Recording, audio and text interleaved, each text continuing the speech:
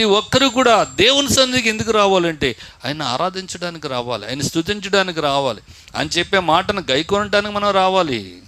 యెషయా దేవుని మందిరానికి ఎందుకు వెళ్ళాడు? ఏమైనా ఉందని వెళ్ళాడా? తీరా దేవుని మందిరానికి వెళితే ఆయన కనులు తెరవబడినాయి, పరలోకాన్ని చూస్తున్నాడు, పరలోక వాతావరణం చూస్తున్నాడు. ఓ ఈయన గొప్ప ప్రవక్త అయితే ఏంటి, మామూలు విశ్వాసం అయితే ఏంటి? దేవుని మందిరంలోనికి వెళ్ళినప్పుడు దేవుడు తన కార్యాన్ని మానవ జీవితంలో జరిగిస్తూ ఉంటాడు.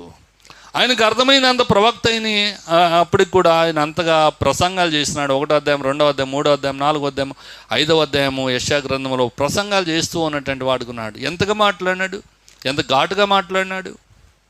1వ అధ్యాయం 2వ వచనంలో ఎలా మాట్లాడినాడు? యెహోవా మాట్లాడుచున్నాడు, ఆకాశమా ఆలకించుము, భూమి చెవి ఎగ్గుము, నేను పిల్లల్ని పెంచి గొప్పవారినిగా చేసిన వారు నా మీద తిరుగుబడి ఉన్నారు. ఎద్దు తన కామాందును ఎరుగును, గాడిద తన సొంతవాని దొడ్డు తెలుసుకున్న ఆ ప్రజలకు